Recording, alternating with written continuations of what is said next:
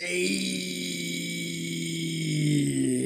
Riley J2A here. Okay, here with my weekly 2A roundup series where I talk about multiple topics in one video, more intended for those who don't have as much time on their hands. I don't go into detail, I just kind of big picture a few things related to the Second Amendment.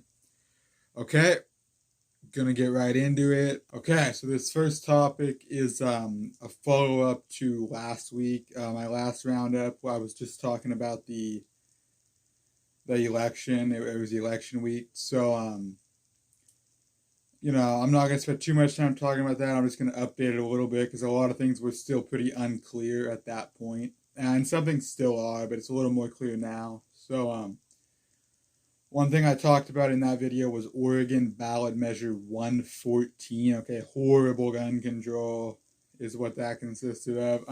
Unfortunately, that has passed. Just barely, but that has passed. So if you live in Oregon, wow, that is unfortunate. Just unfortunate. So, um, you know, yeah, not good. But I also said we would probably lose the U.S. Senate. When I say we, I'm talking about those who are going to be pro-gun, pro-2A. Yeah, it's looking like we have lost the Senate. It depends on the Georgia runoff election to see if we're gonna um, tie it up. But let's be fair, runoffs usually go to the Democrats, so we're probably looking at 49-51 for the Democrats, which is not good in the Senate, but it is what it is. That's more than likely going to be the case. We have gained the U.S. House.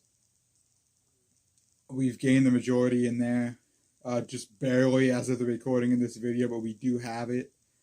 So assuming there's no rhinos in there, that's good for us, but there's probably some rhinos in there, so I'm concerned. Hopefully we could pick up a couple more seats. As of the recording of this, there's still like 5 seats that haven't been called yet. So that's still something to keep an eye on. Also, the runoff election in Georgia is something to keep an eye on. So that's really all I wanted to update as far as election updates go. So I'm going to move on to the next topic. Okay, so speaking of Oregon ballot measure 114, of course that's horrible. Really bad that passed. That's a magazine ban. That's a state registry. That's permit to purchase. The list goes on. Tons of horrible gun control. There is a little bit of good news if you live in one of 5 counties in Oregon, because 5 county sheriffs in Oregon have come out and said they will not enforce parts of this measure 114. So that's good. Some sheriffs out there who are actually upholding the Constitution, for a change. That's pretty refreshing. And so that's really good if you live in one of these counties. So the counties are Union County, Lynn County, Jefferson County, Sherman County, and Muller. Something like that. I don't really know how to say that. In any case, those are the 5 counties. I'm sure somebody can get in the comments and correct me on that last one. But in any case, those are 5 counties in which their sheriffs have said they are not going to enforce Measure 114 in Oregon, which is good if you live in one of those counties. So, keep that in mind. But moving on. Okay, so this one I wanted to talk about because the clock is ticking. Okay, and I'm talking about the ATF's new rule change on pistol stabilizing braces. Okay. Now I'm not going into too much detail because I'll admit I've got more research to do on this topic. I don't know as much as many people about this, but this rule change is set to go into effect next month in December.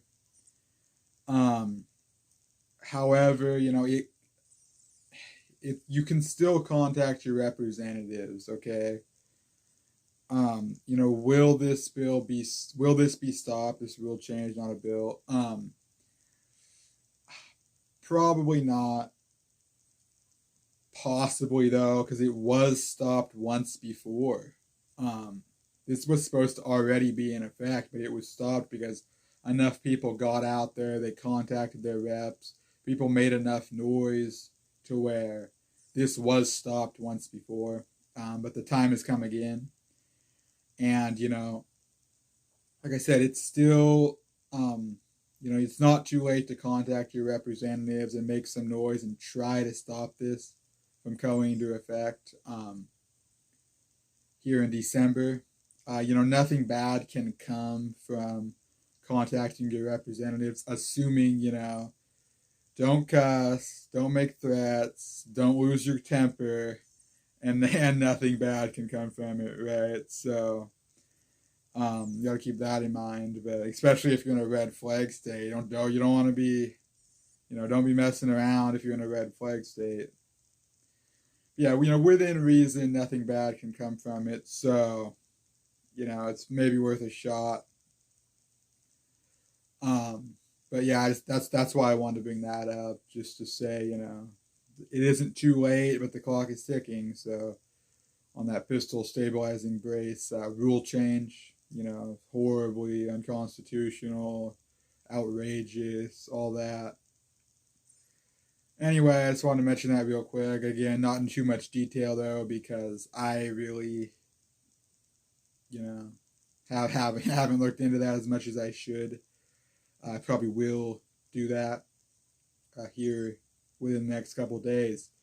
Okay, so moving on, last but not least. Okay, talking about assault weapon bans, okay? So-called assault weapon bans. Obviously, I don't believe in the term assault weapon, okay? In my opinion, nothing is an assault weapon until it is used to assault somebody, and you could assault somebody with any item that you may have. So for that reason, I don't believe in the term assault weapon, but that's way beside the point. So what I'm talking about is multiple things regarding so-called assault weapon bans. So following the election, the governor in Illinois was reelected. Right after this guy was reelected, okay? We're talking I don't know if it was the following day or a few days later, but right after this guy was reelected, he's out there. Now he's trying to get a state assault weapons ban in Illinois, okay? So if you live in Illinois, your governor wants your guns, he wants your rights, keep an eye on it, okay? And I'll occasionally I'll bring this up in roundups, just good thing to keep in mind, okay? Biden and the Democrats are pushing hard again for a federal assault weapon ban. Currently, that's going to be HR 1808. Okay, got to keep an eye on that. If you live in the country or whatever state you may live in, they want it. There's Biden's out here saying things like House Democrats took action, but it's time for the Senate to do the same. Or I don't remember exactly what he said. Something along the lines of that. Something obnoxious, as always. In any case, keep that in mind. Also, if you live in Connecticut, okay, the governor of Connecticut, has an assault weapons ban. Okay, they've had one for a long time. However, there was a grandfather clause in that ban. Okay. Well, now the governor in Connecticut, he wants to go after those grandfather guns.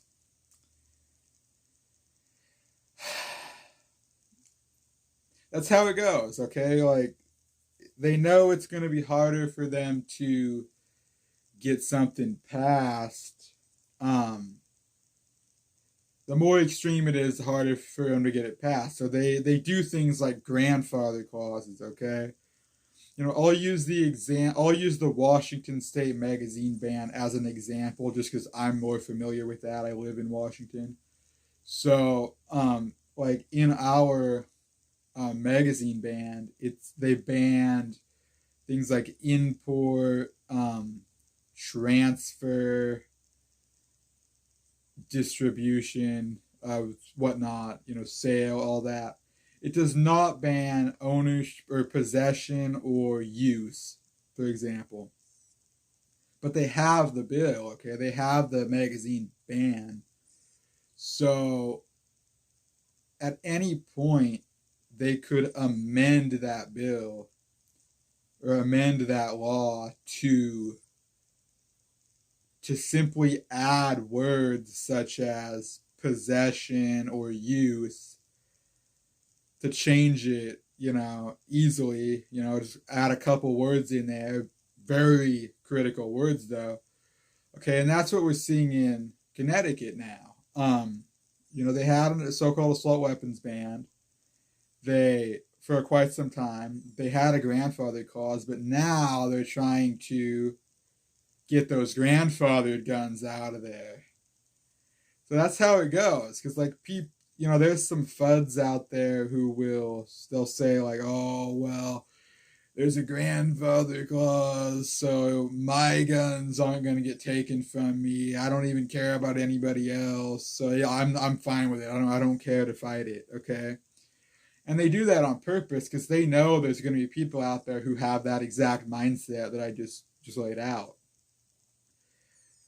But then at some point later, they're going to turn around and go after them too in going after the grandfathered items.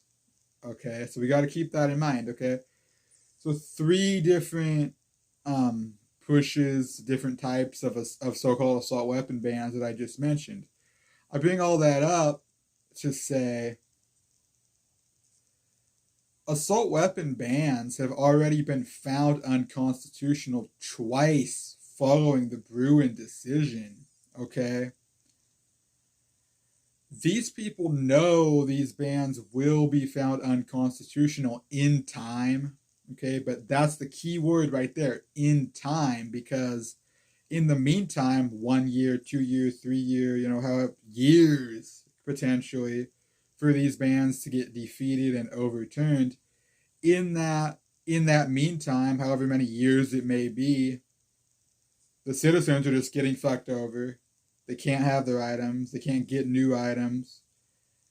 So that's the goal, right? They know these will be found unconstitutional in time, but if they can fuck people over at all, that's good enough for them, right? So that's the goal here, in my opinion. So, you know, I just wanted to bring all that up.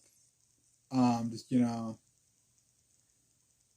that's the situation, again, in my opinion. So, you know, I'm not gonna ramble too much more about this. I'm a little fired up on that last topic. I like to save the best for last. So anyway, that's really all I want to talk about.